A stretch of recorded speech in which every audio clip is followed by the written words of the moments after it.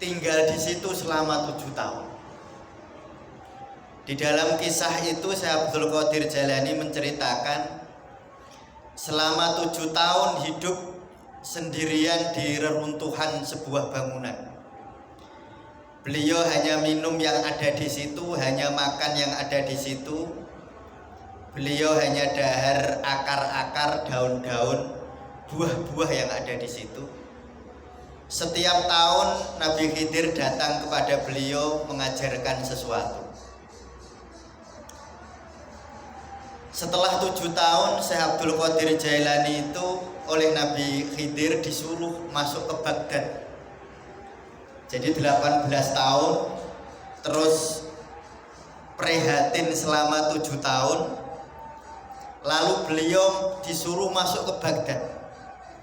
Ketika masuk ke kota Baghdad, beliau melihat masyarakat metropolitan yang akhlaknya mulai luntur. Beliau sedih melihat di sana sini ada korupsi, ada kejahatan-kejahatan sosial di masyarakat di Baghdad. Syekh Abdul Qadir Jailani boten seneng, lalu kepengin metu saking Baghdad. Wah, aku mau neng kene. Ini kotanya rusak. Ini kota yang penuh kemaksiatan. Tetapi ketika Syekh Abdul Qadir Jailani mau balik, mau pergi dari Baghdad, delalah ada orang yang nyegat. Mau kemana kamu Abdul Qadir, katanya. Saya mau menyelamatkan iman saya. Kalau saya masuk ke Baghdad, saya takut ketut sama kemaksiatan yang dilakukan oleh orang Baghdad. Lalu oleh orang itu Syekh Abdul Qadir disuruh kembali kamu ke Baghdad, ajarkan orang-orang Baghdad tentang kebenaran.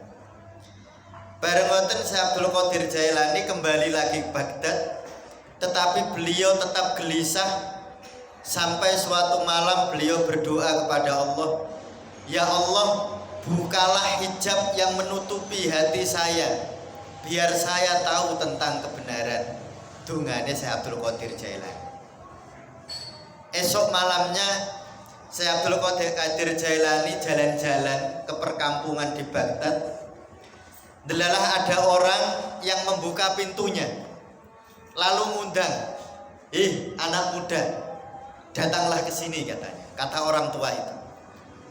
Lalu orang tua itu bertanya dengan suara yang sangat berwibawa, doa apa yang kamu sampaikan kepada Allah kemarin malam? Saking terkagumnya, saking kagetnya Syekh Abdul Qadir boten saged jawab. Aku ndonga apa wingi kuwi, aku ndonga apa sama Allah itu. Sehingga ditanya oleh orang tadi tidak bisa jawab. Orang tua tadi lalu menutup pintunya dengan keras. Syekh Abdul Qadir Jailani lalu pergi, dia merenung. Aku wingi jane ndonga apa? Dieling-eling, ternyata oh iya, aku ingin ndonga njaluk dibuka hijab saya, dibuka hati saya agar mengerti tentang kebenaran. Malamnya dia datang lagi ke rumah orang itu, tapi ternyata pintunya dikunci. Syekh Abdul Qadir Jailani selama semalam nungguni lawang dibuka selama semalam. Beliau dawam wudu. Beliau batal wudu selama 7 kali di dalam malam itu. Angger batal langsung saat itu musim dingin. Beliau wudu dengan air yang sangat dingin sampai 7 kali selama semalam. Bangun pagi ketika subuh dibuka ke lawang oleh orang yang bertanya, lalu Syekh Abdul Qadir dirangkul. Lah niku jenenge gurune Syekh Abdul Qadir Jailani, guru torekohnya Syekh Abdul Qadir Jailani, guru tasawufnya Syekh Abdul Qadir Jailani namanya Syekh Hamad bin Muslim Ad-Dabbas. Niku cerita perjalanan Syekh Abdul Qadir Jailani di dalam mencari ridhonya Allah, di dalam mencari kebenaran dengan liku-liku yang luar biasa semacam itu.